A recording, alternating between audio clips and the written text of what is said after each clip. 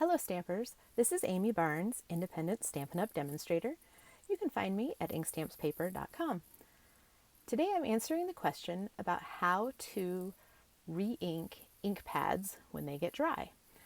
One of the awesome benefits of Stampin' Up's color coordination system is that we do sell ink refills that go with the colors so that when your pads get dry from use or time, you can re-ink them and keep using them rather than having to throw the pad away and start over buying a new one. So there are two different types of pads that we're going to talk about today. We're going to talk about felt pads and foam pads. We're going to start with the felt pads. Now the felt pads, like this Memento Tuxedo Black pad, have a little bit of a texture to them on the surface. It's kind of a woven linen look. And when you're re-inking one of these, you just give your ink refill a little shake. And I give it a gentle squeeze and just give it a light back and forth kind of motion.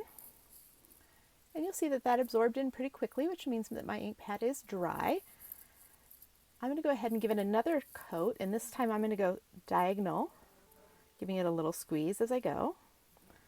And it absorbs right in to this linen pad. If your ink starts to sit on top, it definitely means you have too much ink in there and you don't want to do that.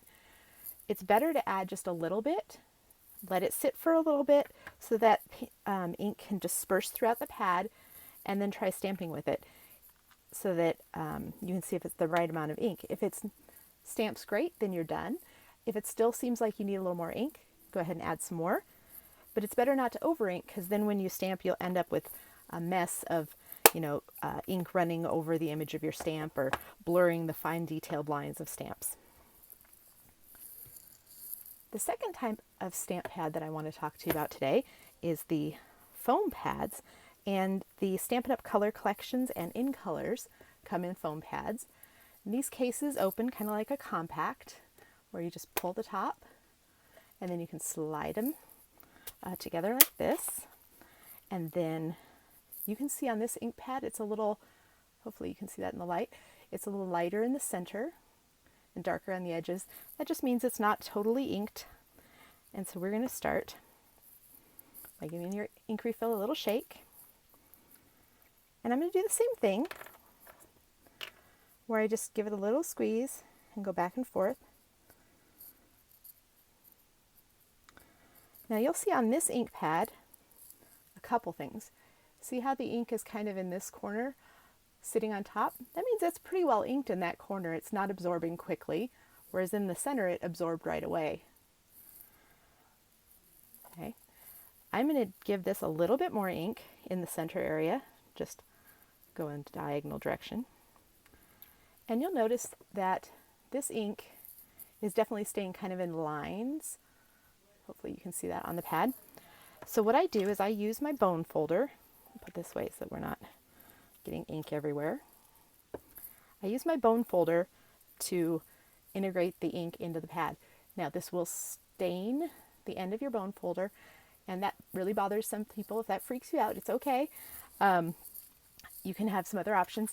You can use an expired gift card, or you can use something like a Pampered Chef scraper, that kind of thing, to integrate the ink in. And I'll show you what I do. So I just give it a little, fairly light. I'm not using a lot of pressure, just kind of helping to disperse that ink throughout the pad. I usually like to go around the edge and just give it kind of a little go like that. And again, you don't want to add too much ink, so I would do it like this, let it sit for a couple minutes, and then go ahead and use it. I'm going to use my Stampin' Chamois just to clean the ink off of my bone folder, get the edges and the tip, so that you can do that. If you were to use something like a gift card, you can do it the same way. Just kind of use the flat edge to massage the ink throughout the pad and help make it sure it's all evenly dispersed, and then just clean the edges off.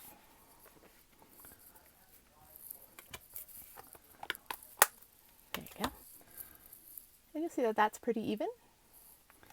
And then you can go ahead and close your ink pad. Stampin' Up's pads are designed to, when you close it, that ink pad surface is face down when the pad is closed. That way you keep the ink at the surface of the pad for the best stamping surface. That is how we ink both felt and the foam style pads. I hope this question and answer has helped you out. If you have any questions about doing this or have other questions you'd like me to answer about stamping, please let me know. My friend Avery reminded me that I need to ask you to click the like button and the follow button right below this video. So thanks for the reminder, Avery. Again, if you have any other questions, please let me know. We have Stampin' Up! Products, including ink pads and refills, available at my store. Have an awesome day.